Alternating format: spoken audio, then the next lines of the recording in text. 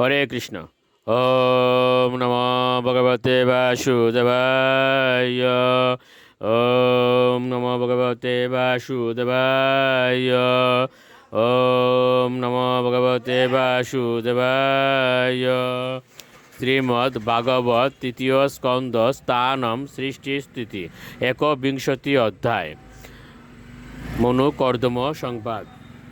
শ্লোক ২৬।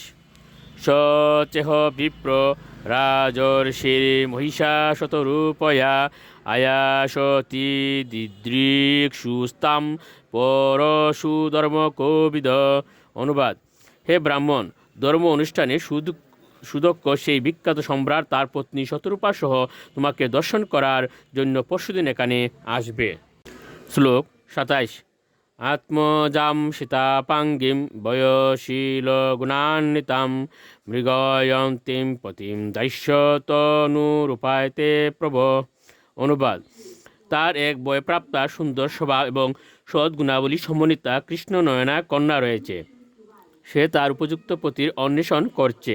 এ মহোদয়, তার পিতা মাতা সর্বতোভে তার যোগ্য প্রার্থী তোমার হস্তে তাদের কন্যাকে তোমার পত্নীরূপে অর্পণ করার জন্য তোমাকে দর্শন করতে আসবে। শ্লোক ২৮। সমাহিতম তে হৃদয়ম যত্রে মান পরিবৎসরান সা তাম ব্রহ্মণ নিপ বধূহ কামমাশু ভজিষ্যতি। অনুবাদ: এ পবিত্র ঋষি, তুমি এত বছর ধরে যার কথা তোমার হৃদয়ে চিন্তা করেছ, সেই রাজকুমার ঠিক সেই রকমই হবে। অচিরেই সে তোমার হবে এবং পূর্ণ তৃপ্তি সম্পাদনপূর্বক তোমার সেবা করবে। শ্লোক ২৯।